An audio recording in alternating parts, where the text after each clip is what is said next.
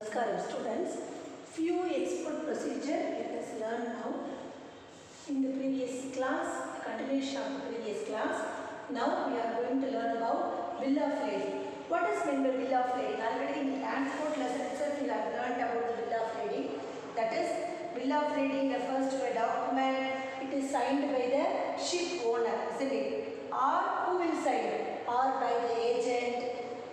That is mentioned in other codes specified that they have been received and it would be delivered to the importer or his agent. It will be delivered to the importer or his agent. Then where they will deliver? At the port of destination. If good condition is subject to terms and conditions are mentioned. All the terms and conditions will be mentioned in the bill of lading. So, what is bill of lading? It refers to the document. Who will sign the bill of lading? It is signed by the ship owner or by his agent. Owner will sign or the ship agent will sign. It will mention in the goods. Whatever the goods they are sending, in the goods itself they will mention. It specified. It has been received and it would be delivered to the importer. So it is mentioned in the package itself, isn't it? In the document itself, it will be mentioned. So what are all the content? What it will mention? It will mention to deliver to the agent, deliver to the importer or importer's agent. So here who will sign?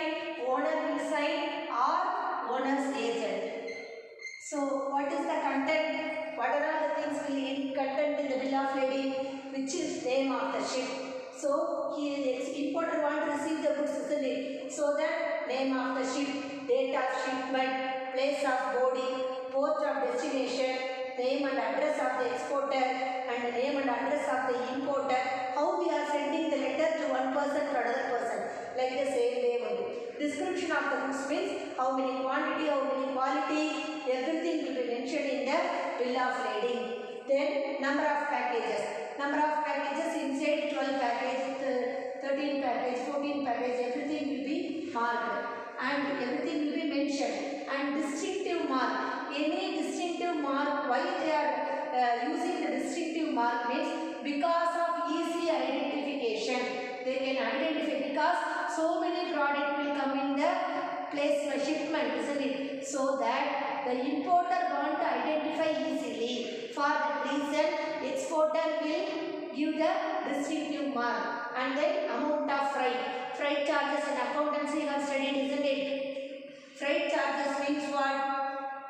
That is the charges ship. They are the goods is coming by ship, isn't it? For that they are have to pay the charge. That is called freight charges. Then what is charter party? Charter party means also, that is also it is an agreement between the ship owner and also the exporter about how many ships. See whether are you going to hire the whole ship or major part of the ship or 3/4 of the ship. Everything will be mentioned to the ship. Already we have told port trustee agent. So that person we have to say, so booking the packaging and booking, we have to book all the shipment, isn't it? So we have to advance booking, pre-shipment and post-shipment. For that we have to book the ship priorly. Then ship, specific hiring of ship. So specific hiring of ship we call it as a voyage charter. So we must inform, because if any goods, garments we are sending means no problem. Suppose we are sending any frozen fruits or any perishable product means for that we need cold storage. For that we need separate attention. So that would be given by the container. A special container will be provided by the ship owner. Then entire specific entire ship you are going to occupy, that is called time charter. So what are all the things will contain in the charter party? Already you have studied about in the transport lesson. Bill of lading and charter party is a very important question. Name of the ship, place of loading, port of destination,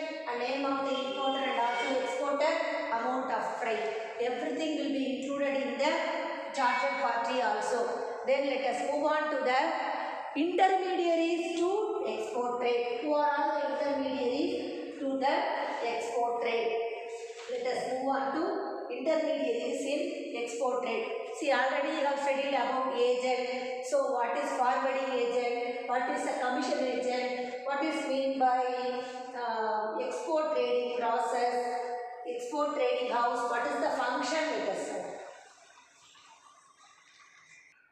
Let us know about bill of lading and chartered party differences. Meaning is, bill of lading is a document and it refers to the document of acknowledging the receipt. So this is a document acknowledging receipt of goods on boarding. On boarding means where it is reaching. So for carrying them over to specified port of destination. So this is a acknowledgement of receipt where the goods is going to reach in a specified place of destination. So that name, everything will be included in the bill of lading. Then chartered party, it is an agreement. So chartered party refers to an agreement to hire, or whether you are going to hire a whole ship or you are going to part of the ship. So everything will be included. When the goods take exported, it is heavy. So it refers to the agreement to hire a whole ship or major part of the ship. When the goods take exported is heavy. So how much place you are going to occupy in the ship, it represents that only. Then transfer. Bill of lading can be transferred to other person. Like bill of exchange we have studied now. Like the same way bill of lading also we can transfer to other person. It can be transferred to the third party by the endorsement and delivery. Already we have studied about the endorsement. Endorsement means in the back side of the check we are going to write and give to other person, means that is called endorsement. Here in the chartered party it is not possible. We cannot be transferred the chartered party receipt. This agreement we can't transfer. So chartered party cannot be transferred to third party. Then with this bill of lading we can raise a loan. We can go and give the bill of lading to the bank, means we can raise a loan with this bill of lading. Like bill of exchange, in the already we have studied in the factoring, isn't it? So factoring institutions, what they are doing, they are getting the bill of exchange and they are giving the loan to us. Like the same way bill of lading also we can go and give to the bank and we can raise the loan from the bill of lading. We can raise loan. Here in this case of a chartered party, it should not be the case. We can't raise the loan. And then crew. Crew means the members, those who are participating in the bill of lading process. So in this bill of lading process, master and crew remain the agent of the ship owner. Master, who is a master, who is the owner of the ship. So master and the ship agent remain the ship owner. Both are called as a same person. They are called as a ship owner. Here in this case of chartered party, master and crew become the agent of exporter. They are only the agent of the exporter. That is also for the temporary period. So then we can give lease. Here bill of lading, it is not possible to take lease. So it is not a lease of ship. Lease of ship means what? Here just we are taking the goods in the bill of lading. In this case of a chartered party, we are leasing the ship.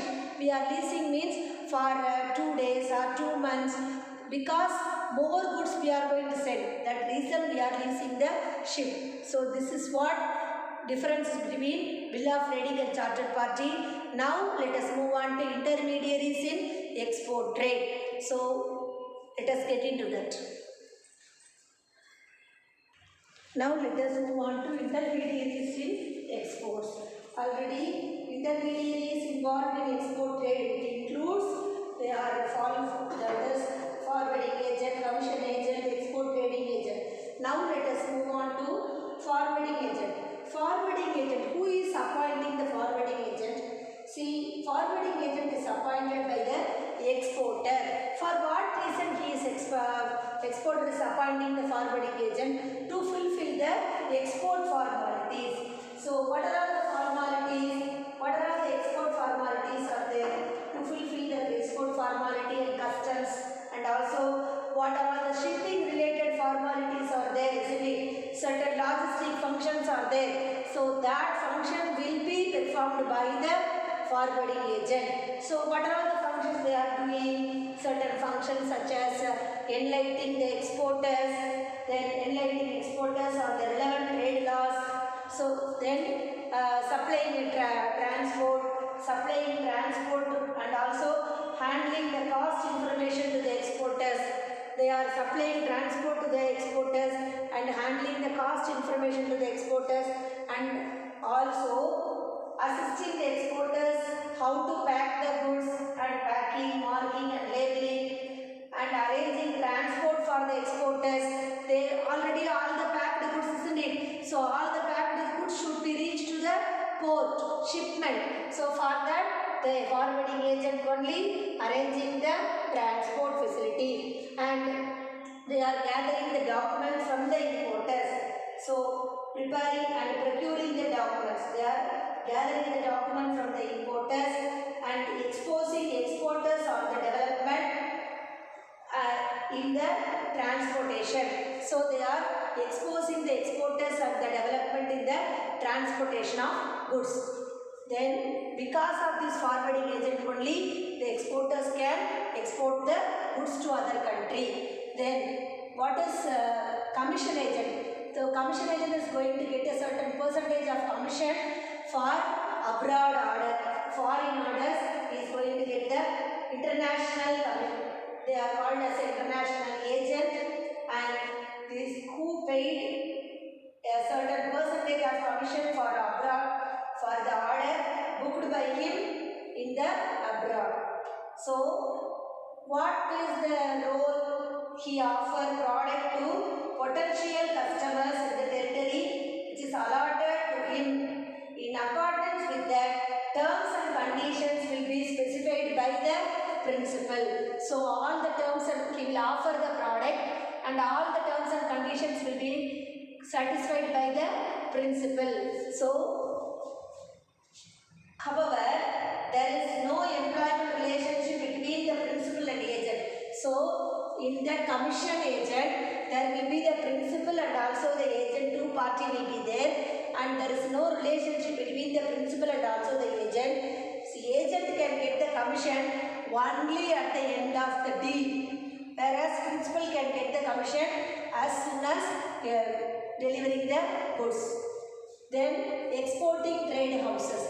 So what is the role of the exporting trade houses?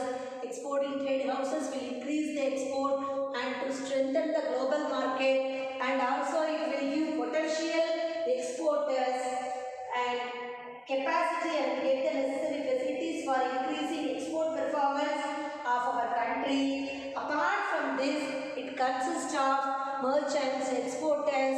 These export houses consist of merchants, exporters, trading companies, export-oriented units, and all the electronic hardware items, and all the traditional technological park, that is export-oriented processing zone. So these units is located in export processing zone. So what are the products they are using?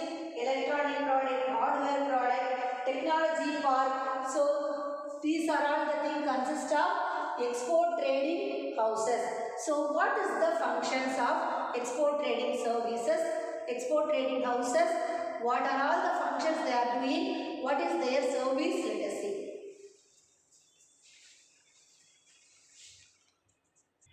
What is the function? See, the export houses will identify potential market for a product. Whatever the product they are producing, exporters, isn't it? So they have to identify the potential market, and then they have to find the customer, finding the buyer. So finding the buyer and the agent, and they can obtain the response for the export proposal. In sending the intent, isn't it? So giving the inquiry and sending the intent. That this is a part of the export houses they are playing. Then establishing the product specification in the light of market needs. They are giving the standard and utilization in accordance with suppliers capacity. What is the capacity of the suppliers? According to the supplier performance capacity, they are establishing their product, and also they are arranging the mode of transport. So they are determining the appropriate mode of transportation and routing, keeping in the mind, they have to keep the mind cost of the transport and also quality of services and security. Everything will be, they will keep it in the mind and send the goods to the importer, and then preparing the goods for delivery for the destination. So transport up to transport level over, and then it won't reach to the destination. Then they have to check the credit worthiness. So determining the buyer's credit worthiness. How we can determine the buyer's credit worthiness? By getting the LC. And last, they have to negotiate the price. So negotiating the transaction. Negotiation means what? See, if I am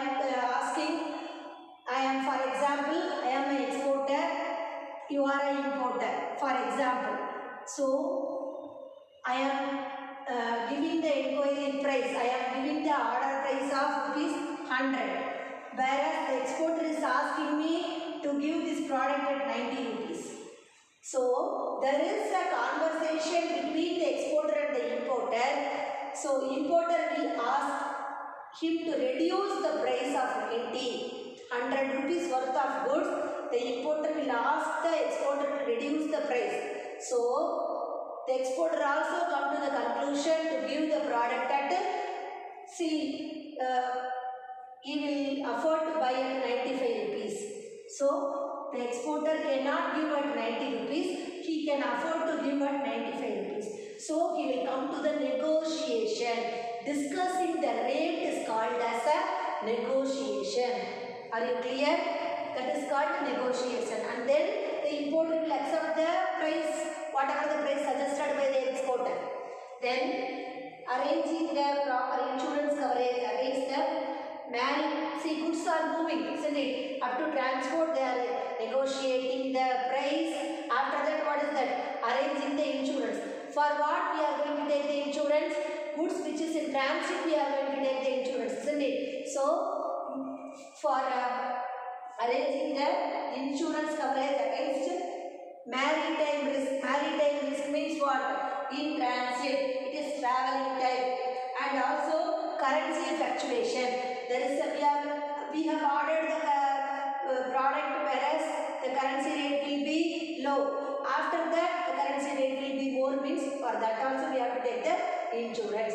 Then the export houses will give financing the transaction and paying the goods for the goods and services for the product. Whatever they received the goods and services, for that they will give the financing facilities. Then they will provide financing facilities, and export houses will prepare a documentation for international trade. So they will prepare documentation for the international trade, and also at last it will settle in the claim. The export trade houses will settle the claim to the importer. So these are all the works done by the export trade houses. Now let us move on to the few topics. We can move on to import trade procedure. Already for the past 2 videos, you have learnt about lot of procedure about the export. See, like the same steps, step by step, we are going to know about the import procedure. Let us see few steps in this video.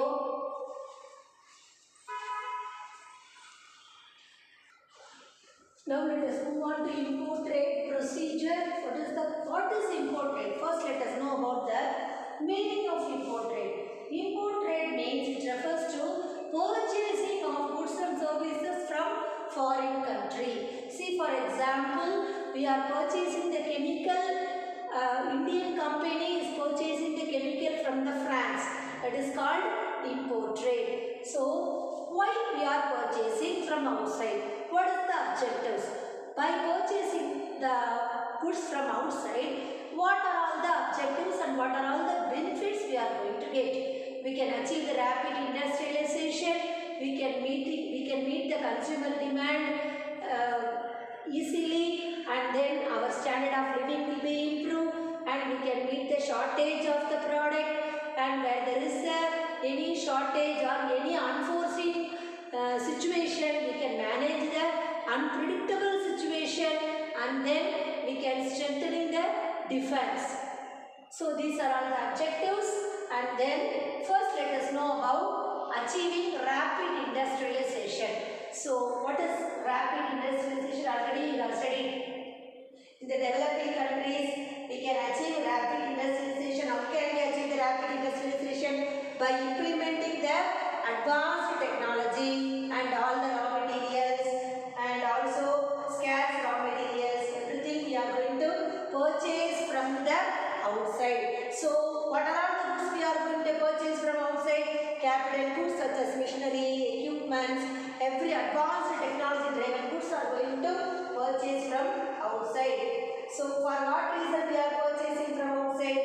We are going to improvise our country, and all this talent from other countries also we are going to get from other countries. Talent also we are going to get. Already we have seen in the previous export. See, we are going to send the trade delegates, isn't it? So export delegates also we are sending to other foreign travel. So by then we can implement in our country everything. Then next one is meeting customers' demand. So few goods during the certain goods are not available in home country, and certain goods are not manufactured in home country. So to meet the growing demand, we can import the goods. To face the short supply of the goods, we can produce the goods, we can import the goods from other country. Whereas few goods which is not produced, which is not available in home country, which is not manufactured in home country, that kind of goods can be imported from other country. So what is the reason? We can face the short supply of goods. Then standard of living. Nowadays customers are using wide variety of technological cell phone, television, audio system, and also washing machine. Nowadays lot of perfume also we are using, and what is the vessel cleaner is coming, isn't it? Like a washing machine for only for washing the clothes, whereas the vessel we are cleaning, isn't it? So that machine also we are using the foreign imported items. During the famine, earthquake, flood, drought, tsunami, so to meet the abnormal situation, in this situation we are going to import the goods from other country, and then strengthening the defense. So by importing equipments, that is very defense based and also technology based equipments, such as we can use the armed forces and defense equipments. These are all the equipments will enable the country to ensure its sovereignty, and also we can bring the territory integration. So because of that reason we are using the import facility. So what are all the procedures for import? See, it will differ from country to country. There are lot of rules and regulations are there. All the rules and regulations are given by the government. And first foremost thing is we can obtain the import license. How we have obtained the export license? See, by opening a bank account in an RBI. So like the same way, if we open the account in an RBI, they will give a code number that is called import export code. That code will be given by the director of, that is this will be given by Director General of Foreign Trade or Regional Authority of Trade, and also they will give the IEC number, and also Indian Institute, that is the Indian Institute classification. They have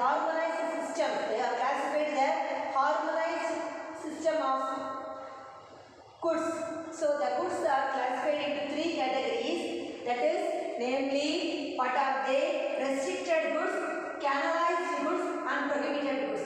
So, these goods are subject to which goods want to get license and which goods are not want to get license. So, these are all the goods want to get license, which is not specified in these items, that goods will not get, no need to get the license. Are you clear? So, import license is valid for 24 months, whereas capital goods such as machinery, plants and equipments, these are all considered as a capital goods. For that capital goods, license is valid only for 18 months. Let us move on to remaining